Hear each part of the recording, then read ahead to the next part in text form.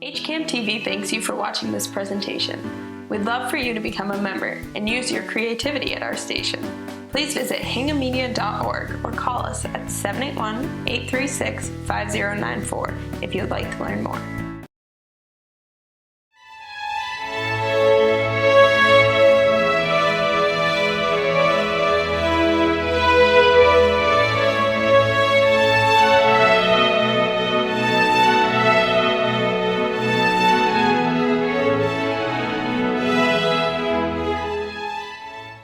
Welcome to Cooking with Love. I'm your host, Linda Verasso, and behind the camera today, per usual, we have Fred Hickson. Also with Fred today, we have Chris Dolan back there too. We are once again at the beautiful studios, relatively new studios, of the Hingham Cable Access Channel. And we're very fortunate to have such a great setup, and I love cooking here. And today we're going to do a few things that I think you're going to enjoy too. Now, when you think of Italian cooking, there's a number of things that probably pop right into your head. And I'm going to guess that one of the top three is probably cacciatore. And today, that's what we're going to be making. We're going to start by making actually an accompaniment to that, which is also something you think about often with Italian cooking, and that's bread. We're going to be making some focaccia bread, which is what I have read here and ready to go. And we're going to jump right into that in just a second, but we're going to make focaccia bread, we're going to cook that, and then I'm going to show you how we make at least my version of chicken cacciatore. I'm sure, as you can imagine, there's probably as many versions of cacciatore as there is people in Italy. So I'm going to show you one that works really well, and I'm sure you'll enjoy that. But you can't have cacciatore or anything with some good sauce in it unless you have some bread to dip into it. So the first thing I'm going to do is show you how we make that. So what I am starting with is that this is actually just over a pound, but you can often buy a prepared pizza dough that is they usually come in 1 pound loaves or 1 pound balls. And you can use that. That's perfect for this. You can also make your own pizza dough. I'm not going to show you today how to make pizza dough. Perhaps in another class we can do that. But for now, just buy a pound of prepared dough or use your own. And what you're going to do is you're going to find a nice pan to put it in. This is, as you can probably tell from looking at it, a well-loved pan. This has been seasoned time and time again. Nothing will stick to this thing. So I do not need to coat it with Crisco or spray it. If you have a pan at home, however, that tends to have things stick to it, you might want to spray it first or grease it just a little bit so that your dough doesn't stick. But we're going to go, we put this right on here, probably about a half an hour ago or so. I spread this dough out here. Again, it's a pound. I spread it to about 10 inches or so. And to make the focaccia, you just need a few ingredients. You can have as much or as little as you'd like. I like to start with the good virgin olive oil, extra virgin olive oil. We're going to do some garlic, and you can see I'm cheating here. We have the minced garlic that you can buy at the store. We have a little Parmesan cheese, which of course goes good with anything. Some salt, pepper, some Italian seasoning, some fresh basil. And that's it. It's one of the most easy things to prepare. And I'm going to show you just how easy in a second here. We start with the dough. And the dough, as you can see, has been raising, so it's kind of puffy. You want a thick dough for focaccia. I'm just going to take a fork, and I'm just going to press it just around the bread at various points. What that's going to do is when it's in the oven and it starts to raise, it's not going to have those huge bubbles on it. Bubbles are good sometimes if you like them. I kind of like them on my pizza crust, but when I'm eating my focaccia bread, I like them to be all nice and even with no huge bubbles in it. So we do use a fork for that purpose. You could use the tip of a knife, anything like that. The idea is to get some holes in it that will allow the steam to release. Then what we're going to do is we're going to take a little bit of olive oil, and I'm going to put that over it. I'm going to pour it here a little bit. And I'll take my spoon and move that around. And you want a good olive oil here because clearly you're going to taste this. You know, sometimes when you're making things, the olive oil you use is, only tasted a little bit. In this case, you're really going to know this flavor. So you want to make sure that it's a decent olive oil. Then to that, after I spread that around, I'm going to add some garlic. This, again, some minced garlic. You can chop up some fresh. That's perfectly okay and always a good thing to do. But I'm cheating because this is probably what you have in your refrigerator right now, so we're going to use that. You can put as much or as little of this as you like. As you know, if you do have garlic, make sure that the person who you're going to kiss later also has garlic, or else you won't be. Then we're going to use some Italian seasoning. Now, here, you know, basically what you need some oregano, you need some basil, you need some salt and pepper and cheese and any other spice that you like.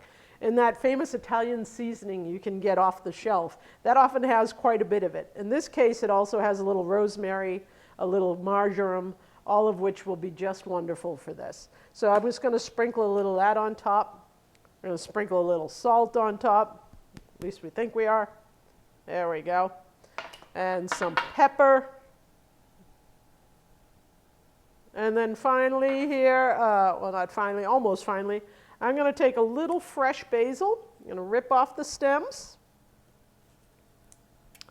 And I'm just going to take my knife. The way to cut basil, the easiest way, by the way, is you're going to just stack the leaves, one on top of each other. And you know, you can, it's better if you start with the largest one, of course. So you're going to stack each leaf on top of each other. And then when you have the amount you want, you're going to take them and roll them up.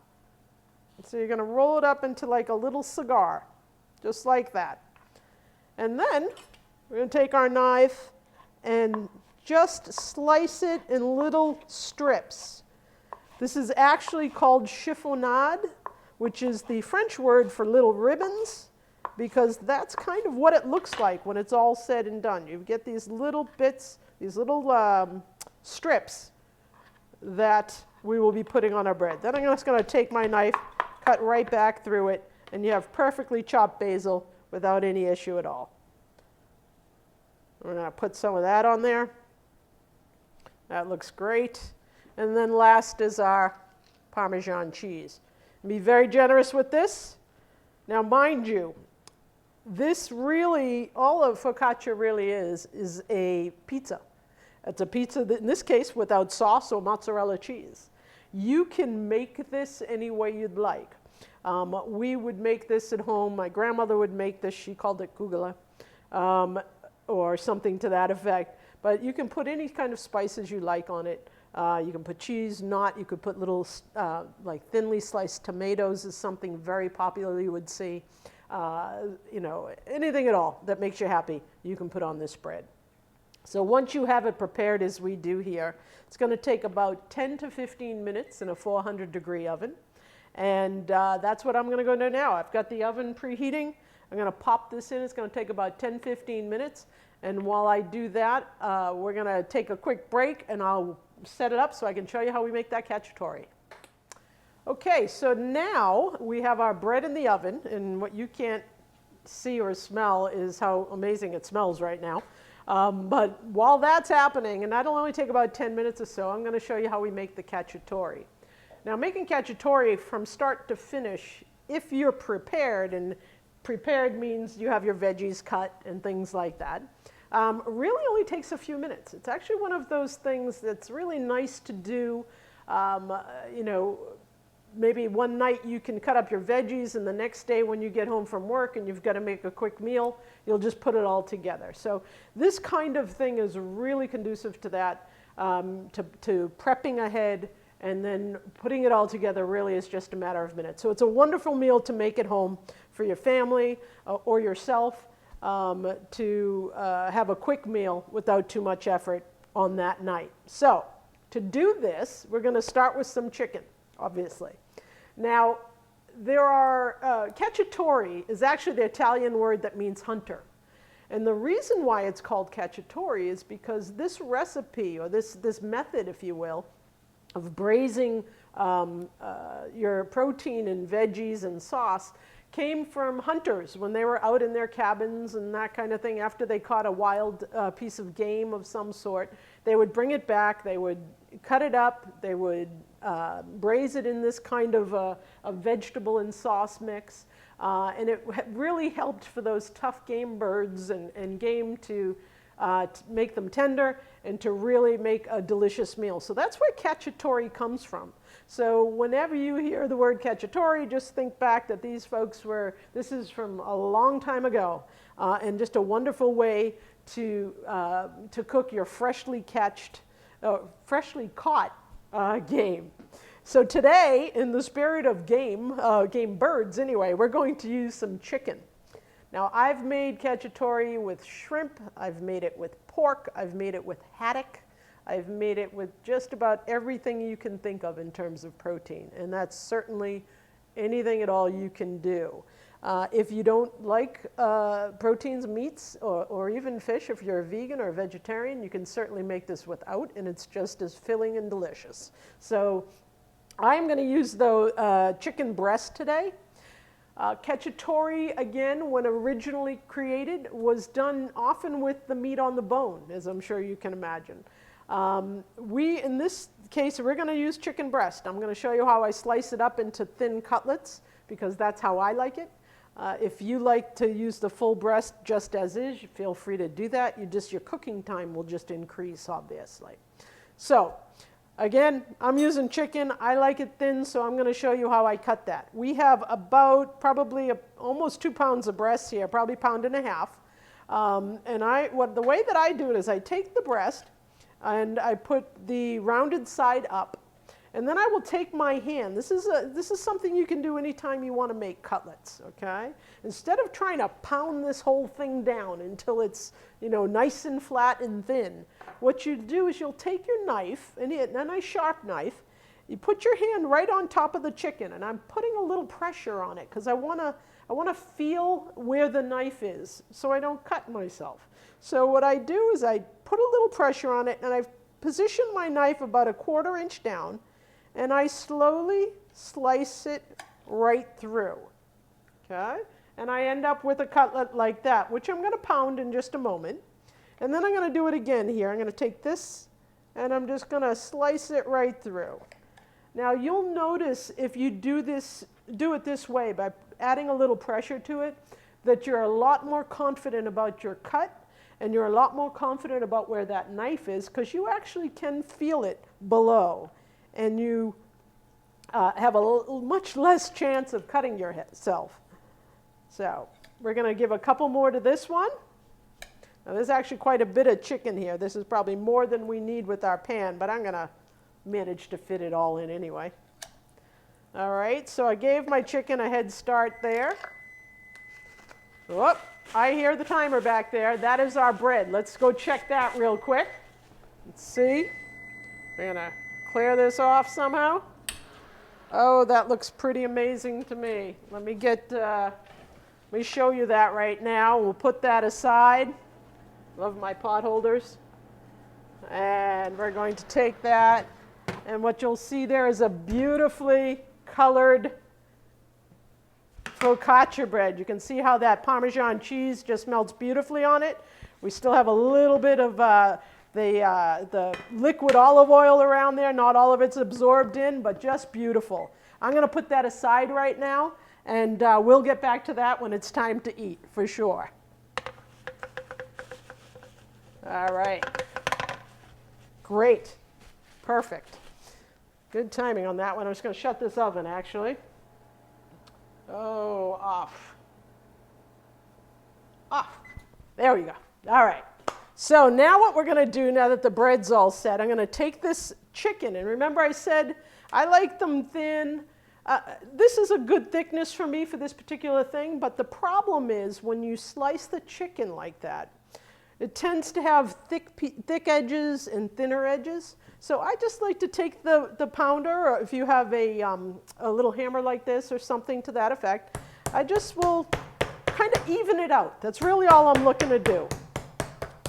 So it's not, I'm not whacking it really hard. I'm just trying to even out those sides that are thicker than others. You can see perhaps right here, this is a little thicker than this edge. So let's just give it a little help. Doesn't take a lot of effort, doesn't take a lot of strength, it just, you know, just kind of feel where it might be a little thicker than others, and then go ahead and give it a little pound. Usually the top of the breast has a coating, you know, that I don't know what it's made out of. It's not the skin, but it's very shiny. I'm sure you're all familiar with it who have cooked before. That can be a little tougher. So you kind of want to make sure that on that side of the cutlet, you do pound the whole thing, even just a little. It helps tenderize that piece of it a bit. Almost done here. Another couple pieces.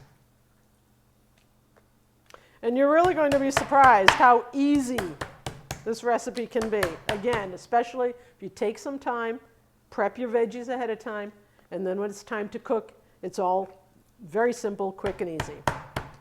I'm flying chicken around here. Okay, see that was the shiny side you might have noticed. And you see how that it's even shinier than something like that. And that's what I want to just tenderize a little bit. You've probably all cooked chicken. When you put it in the pan, it kind of curls up. That's because of that. And you want to, by pounding it, that helps that quite a bit. So now I'm just going to cut these more into single serving size pieces. Now your single serving might be just fine this big, but I think for ease of putting it in the pan and cooking, I'm just going to cut these in half real quick. Great. All right. Let me just rinse my hands real quickly. Alrighty then. Now what we're going to do is we're going to come over to our stove, our wonderful new induction oven and stove. I'm going to put it up pretty high. There's some olive oil in the pan that I put in there just a little bit ago. You can see I'm just coating the pan with it. You don't want to have to go too heavy. We're not looking to deep fry anything here. I've got the heat on relatively high. This is an induction stove, which means that it takes about 3 seconds for it to get hot. So if you can see in the skillet, you can already see it shimmering. That is an indication that it's getting hot enough to put the chicken in. So the way that we do that, I have a little bit of flour in this dish here. And I'm going to add just a bit of salt and a little pepper to that flour, just to give it a little bit of seasoning. Mix that all around. And then there is no need for any egg or anything to that effect. The chicken is moist enough that it will hold that flour. So we're just going to dredge this. That's what this is referred to, dredging it in flour. I'm going to place it in the pan. You can see it's already starting to sizzle. Didn't take any time at all to get hot. Now I'm not really cooking this all the way through right now. This is actually done in 2 steps. The first step is to brown the chicken, which we're doing right now. And by the way, the flour on the chicken helps to give it a nice golden brown color. It also helps later to thicken the sauce a bit. So we've got that. We're going to let those saute up for a quick second. And then we're just going to flip them over. And again, all we're trying to do here is get them started, get them a little brown. They will not be cooked all the way through. They're going to be added right back into the skillet with all the veggies in just a few minutes. And that's when we'll finish the cooking. But again, when you cut the chicken into cutlets like this, literally the cooking time is just a few moments. You don't need a great deal of time to thoroughly cook the chicken at this, when it's thin like this. So you can see we're just going to flip that over. See how that's curling up just a bit? That's because of the skin I was telling you about. Let that cook a little bit more. Make sure I get it properly on the stove here. Looks like this side is a little hotter than that one. And what I'm going to do so that we can get through this chicken, all this chicken, is after it gets browned like this, you can see I'm just going very light golden. I'm not looking for a very dark chicken. However, if you like it dark, by all means do it. And at this stage, if you are using chicken that has the bone in, you'll need to do this for a little bit longer than just a quick saute I'm doing. You do want a little bit of the cooking to occur in the beginning. So maybe just another few minutes on each side. If you're doing a drumstick, just kind of turn it all around so the entire thing is actually browned all around. And again, you will be putting it back in later. Obviously, this is not fully cooked. You'll be putting it back in later to finish the cooking. Just 2 more pieces here.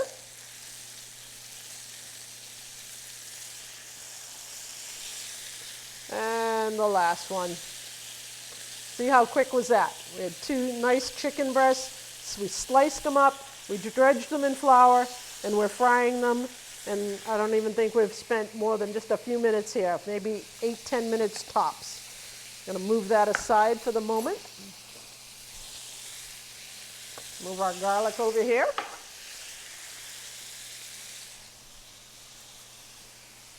And then we're going to finish this chicken up. Move that one aside.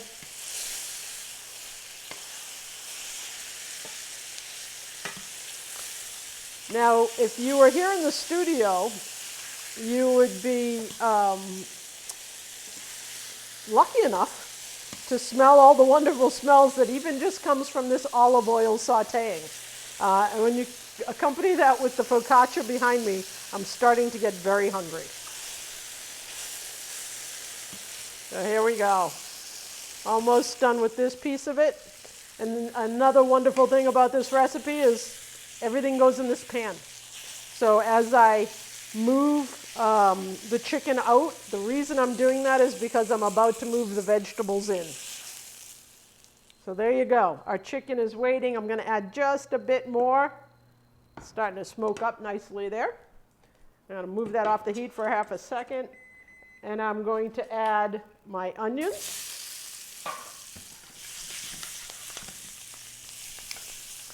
Now, if you can see, I like the onions in chunks. You want to have some chunky vegetables in this. That's part of the wonderful, part of the dish and the recipe, is that you do have these beautiful chunks of vegetable.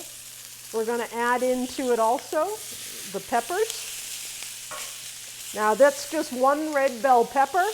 That was 1 medium yellow onion. And I'm going to add 1 green bell pepper to it. Now these usually take a few more minutes to cook than mushrooms, so I'm going to let these saute up for just a few seconds. I can't help but shake the pan, so I'll do that. We're going to let those cook. Now what else goes in this dish, I'll show you. We have a little red wine that's going to be put in. We have some crushed red pepper. That just gives it just a little bite. You can add as much or as little of that as you want. We have some fresh basil we'll do at the very end. Some more mushrooms. And then what we'll have is some diced tomatoes. In this case, I'm just using about a 15-ounce can of diced tomatoes. If you want to use fresh tomatoes, you can certainly do that. What you're going to do is chop up probably about 1.5 cups of tomatoes. And then you want to add a little bit of chicken stock or juice to that. Woo, we're really having some good sizzle here. All right, let's add this and get some juice in it so that stops smoking there. That's about 6-7 ounces of mushrooms, all sliced. As you can tell, that alone is a wonderful dish, right? That would be a wonderful side dish to have. I'm going to add to this a little bit of red wine, let that cook off.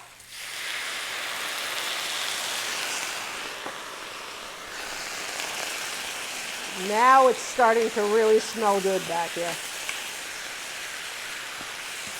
So that was about a 1/4 cup of red wine. Let's turn down this heat just a bit. Probably can't even see me anymore. We're going to add some tomatoes and the juice that goes with them. You can't have anything without garlic. I'm going to add some of that right in here, maybe about 2 or 3 cloves. This is all starting to come together. And once these veggies soften up a bit, It's all going to create a wonderful hearty sauce as part of this meal. I'm going to give a little sprinkle of some red pepper, crushed red pepper. Again, do this to your taste. If you like spicy, go for it. And lastly, I'm going to add a little chicken stock. This is about a cup of chicken stock. And I don't know about you guys at home, but if you use bouillon cubes, I really want you to stop. If you can't do your own broth by boiling a chicken or a carcass of some sort, then I would highly recommend you use a chicken base. It's actually a paste. So you can see here, it's a chicken paste, and it really is far superior to any type of bouillon cube. You can get this just about anywhere now, maybe not this brand, but you can get, there's something called Better Than Bouillon, there's majors or minors, and they come in little tubs like this right next to where the bouillon cubes are. So I'm not even going to send you to a different aisle. Just instead of grabbing the bouillon cubes, grab one of these. It stays in your fridge. It is so much better. You'll be so happy you did. All right, so that's my little plug for today. Okay, so this is all starting to come together. I'm going to turn that up a little bit, and at this point is when I add the chicken back in. So I'm going to actually make a little room for it. Probably should have a little bit bigger of a pan, but you know what? We'll make it work since it's now just about the simmering. I'm trying to tuck it all in underneath. Doesn't that look delicious? Trust me when I tell you it will be. As that boils up and over, that chicken is going to get plenty cooked. And I'll actually, probably won't add the last couple pieces. We'll just add this up in there and let that all cook. And then the last thing I want to put here, I'm going to cut up some fresh basil. Now, for those of you who like to cook with fresh herbs, like I do, then fresh basil, of course, is probably the mother of all of them, at least in my book. However, when you use fresh herbs, there's a couple things you need to remember. One is if the recipe actually calls for dried herbs and you use fresh, then you want to use twice as much as it calls for. So in other words, dried herbs are much more potent than fresh. So if it calls for, I'll make it up, a tablespoon of dry herbs, and you have fresh, then you want to do 2 tablespoons of the fresh. And when you do that, the other key is that you will add the fresh herbs at the very end. If you add the fresh herbs too early in the cooking process, they will lose their flavor. That's why sometimes if you're making a soup or something like that, it calls for the dry herbs because they can withstand the heat in the cooking for much longer than fresh. Again, perfectly acceptable to use fresh. But if you do, wait till your soup is almost done or until you're just about to serve it and then put them in. That's what I'm going to do here. I'm going to wait till this is just about done, and then I'm going to top it off with some fresh basil. And you can see how wonderful that is. Let me see if I can fit the rest of this in here. We'll tuck those underneath. Now, if you like your vegetables al dente, then this dish is almost done. If you like them to be a little softer, then you've probably got another 5 or 10 minutes to go. But you can often tell the peppers are starting to soften up. The chicken is certainly getting nice and cooked. If you're at home, make sure you use a bigger pan because we're filling this all right in here. But that's not going to matter because we'll have plenty of opportunity to let this cook here. So I'll let that simmer for half a second. Make sure I put in all my ingredients. I did. We're probably just a few minutes away. I'm going to go ahead and add the basil. I'm actually going to give it just a touch more salt and a little bit more pepper. If I had fresh pepper, I'd do that. I'm going to toss this around just a bit more.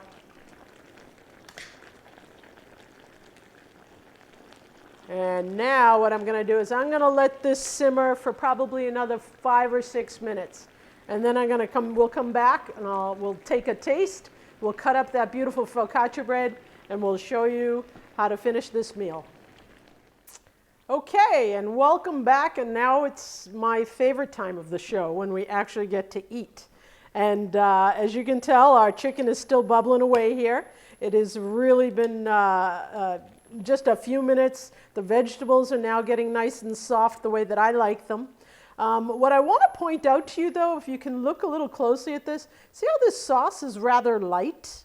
I'll go that end. So it's a rather light sauce. If instead of using the diced tomatoes if you used maybe some fresh tomatoes and then added a little marinara sauce to it, then you'd have probably the more traditional sauce that you might see at a restaurant or that you're used to. This is a nice lighter sauce because of the chicken stock in here. You could substitute some or all of that chicken stock for a marinara sauce of some sort, and that would give this even another level of flavor. But again, you know, it's about what you like, and I personally like it like this, so that's why we went this way. So while that's finishing up here, I want to go back to our bread. So you remember our beautiful focaccia bread here. You can cut this any way you'd like to. For me, I'm just going to slice it down the middle here. Okay, look how beautiful that is, nice and fluffy. I'm going to cut it maybe like a pizza and make sure that I have a little bit to dip. There we go. I'll put that aside. Now I'm going to take some of this beautiful chicken, which has now been fully cooked. You can tell how quickly that cooks when it's thin. So I'm going to take a little of the veggies, a little of the onions, don't forget a few mushrooms. It's probably not the right plate to do some sauce on, but we will anyway. There we go. Then, of course, anything with tomato in it whatsoever needs a little cheese. So we're going to put a little bit of Parmesan cheese on top. Grab my slice of bread. Grab my fork. This is so tender you generally can just cut it with your fork. I'm going to take a nice little bite of chicken with some veggies on it. And then I'm going to make you jealous because this is going to be delicious. So let's give it a taste. You can't go wrong, really. I mean, how simple was that? That was delicious. The flavors are nice and light and bright with the chicken stock. And of course, you take your bread, you dip that in your juice. There is really nothing better in the world. So that's it. That's how you make it. We have focaccia bread, which took literally about 10 minutes to take care of. All of the ingredients for our chicken cacciatore, all in one pan. Again, prep beforehand. Put that love into it the night before so that when it's time to sit down, you can actually enjoy the cooking experience as well and be able to sit with your family instead of spending tons of time prepping for it. So that's it for tonight. How simple is that? Next time, come on back. We'll make something else just as delicious. But in the meantime, I'm going to finish this. Thanks. And don't forget, when you cook, cook with love. You'll definitely taste the difference.